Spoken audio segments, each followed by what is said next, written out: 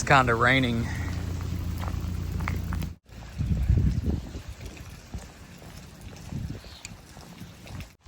I think lightning hit that tree.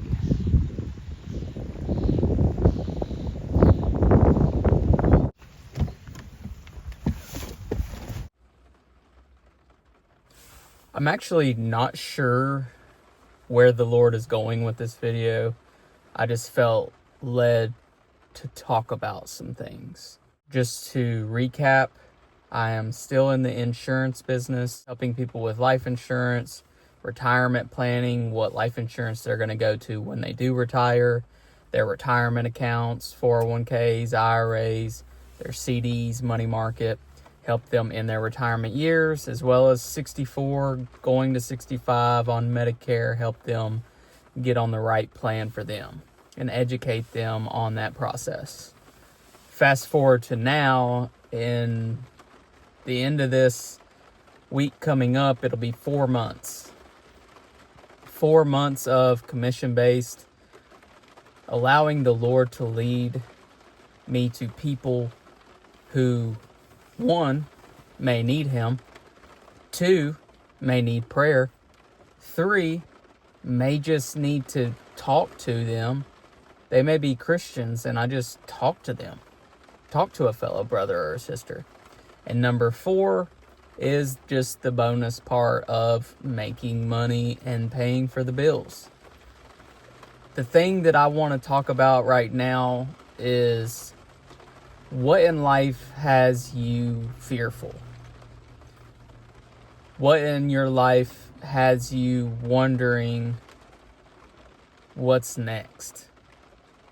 Maybe you're older now. Maybe you're 40, 50 years old, and you look back and you're like, I would have loved to have left that job sooner and pursued what I'm doing now. Or maybe you're 70, 80 years old, and you would have loved to have mentored or discipled somebody to give them some knowledge, wisdom, and understanding of this world, of the Word of God. Pass it down to them. Maybe you're 20 years old and you decided to go to college, and now you're thinking, I don't actually want to get in this much debt, watching all the other people get in debt, not find a job, and what they graduated with, a 4-year degree, for what? And the thing about it is God can do something with you with a degree, without a degree. He can do something with you at 35 years old, 45 years old. I talked to a man yesterday who was 63 years old, and the Lord had called him to preach. Now, I don't know the backstory. I don't know if he's been calling him to preach and he just now realized it. But the moral of the story is, if God has called you to something, don't wait 40 years. If you're 20 years old, don't wait till you're 50, 60, 70, 80 years old to finally decide, oh, that's what God was telling me to do. Oh, I get it now. There's been plenty of times where I've looked back on my life after moving to Pennsylvania and starting this new career, looking back and thinking, I did something good with that. But now that I have the spiritual eyes and the discernment, I'm like, wow, God, you had so much better for me than I thought that I was going to get. It could be something so good. It could be something beneficial for your life. But God has so much better for you. The Bible tells us, whatsoever you do, whithersoever that you go, He has an expected end, thoughts of peace and not to harm you. He has a plan for you. You have to be faithful and obedient to serve Him, to be patient. You know, the fear is what's going to cripple us. If we don't think there's anything outside of that 9 to 5 or that 12-hour shift dead-end job or the salary capped company that you're at, or the career that you sought tooth and nail for 10 years and you finally got that promotion, What happens when that job goes out of business? What happens if you get laid off? What happens if you get replaced by AI? What happens if the company shifts and does, I think it was UPS, Home Depot, there's some big companies that have done layoffs. What if you were that one person and that was your identity in that job, in that career? Whatever it is, what are you fearful of? What's got you questioning whether or not you can make it? Are you a follower of Jesus Christ? If you are, you know that he has not given us the spirit of fear, but of power and love and a sound mind. Why are you so scared? I took this job and thought it was a bank. It's called Banker's Life. And thought that, oh, this is a bank. Wealth management, I'm going to be like a teller or like a loan officer or something. I get there, and it's the life part of bankers is life insurance. I'm like, oh, okay. My wife and I would talk about it, and it's like, this could be lucrative. It could be something beneficial. I had been praying about an assignment rather than a job. But I started getting discouraged when it came to the life and health exam. I was doing the coursework. It was so much coursework that I was trying to do it, line by line, definition by definition, slow progress, and just thinking that I was not going to be able to get through it. Okay. Around that time, my wife comes down. I tell her that.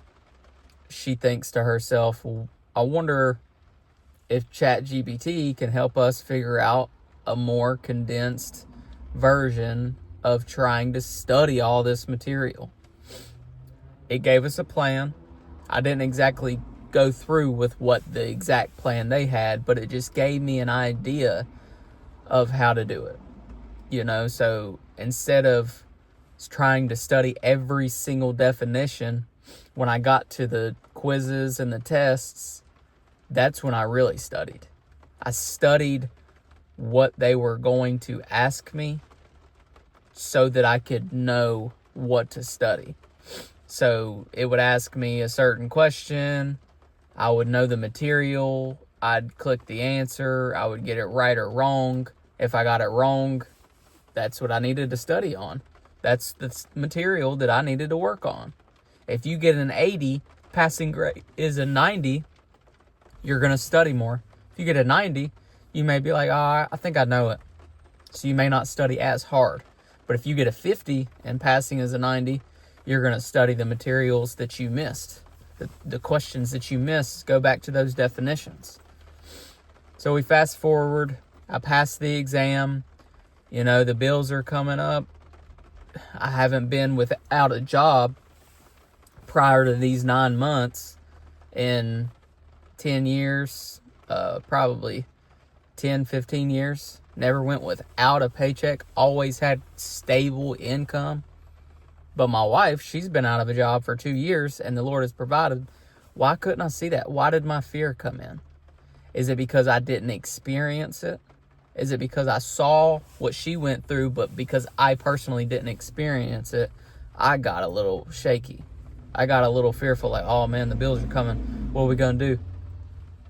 And she's probably thinking, like, you do know that I've been without a job and without you. And God has shown up. He's provided from other people, through my savings, through what I've been given by him. Like, he showed up manna daily. The biggest thing for me was just to realize that God had me. God had us. I was given a promotion to be a husband, to take care of his daughter, for him to talk to me and talk to her through me. He's going to still talk to her. But when you become a husband, you get a different level of trust to hear from God more, to lead the family better. It's not about just leading the family in the way that you used to lead your life. You are responsible for the wife, the kids, the house, the income, but God is leading you so that you can lead better. What are you afraid of? What is it that's got you shaky?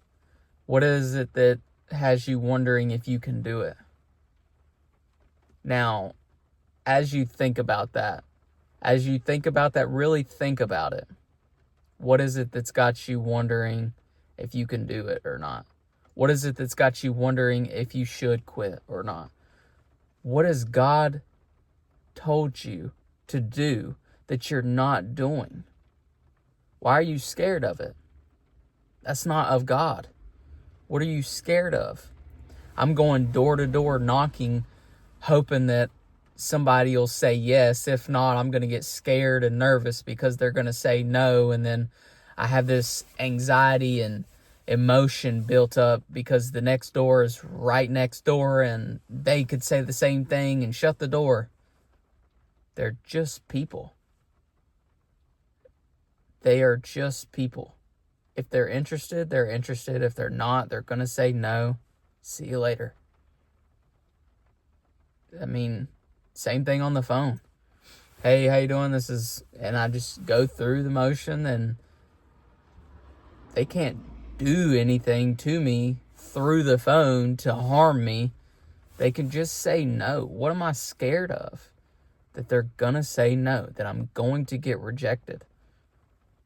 So after almost 4 months coming up next week, all that's being built up to be like, I'm glad you said no, and I'm glad I got to talk to you, because maybe the next person will say yes, since I already got a no. All right, you said no. All right, then 0 for 2, 0 for 3, 0 for 4, and it just keeps on going until I get somebody to say yes to me. And with insurance, it's a win-win. This person didn't think they would get coverage. I helped them get coverage. Now they have $20,000 in coverage, and I get paid to pay my bills.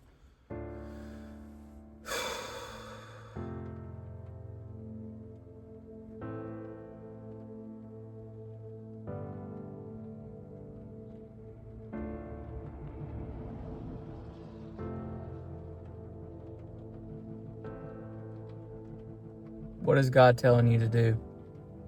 And why are you afraid to do it?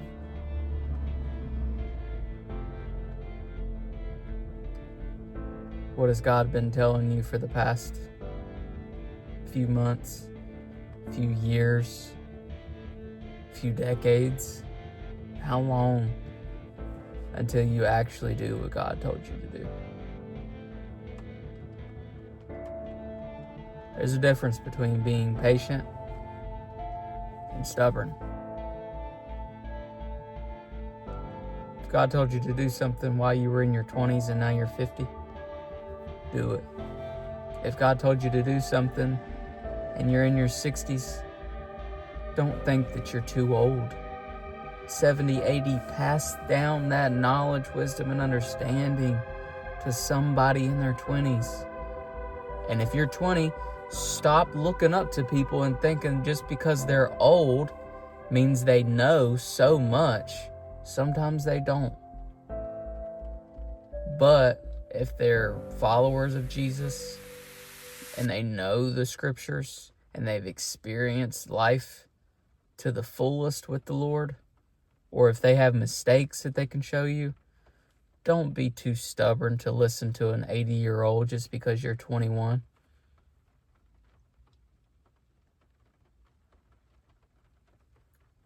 Where's the Lord leading you as a 20-year-old? Where's the Lord leading me as a 30-year-old? If you're 40, you can change careers. If you're 50, don't give up. If you're 60, you are not too old to be called to preach. If you're 70, don't think that nobody will listen to you. If you're 80, let God use you. There's a guy on YouTube, I think it's something like Pilgrim something. He's got to be 80. And he's using YouTube to pass the knowledge, wisdom, and understanding that he has down to the youth, down to the next generations. He could have been stubborn. He could have been fearful. He could have been like, old man on YouTube, I can't understand stuff like that, and not done it. But he has posted 1,800 videos. Go out and do it. Don't be fearful. And follow the Lord with all your heart, and love him with all your heart, soul, mind, and strength.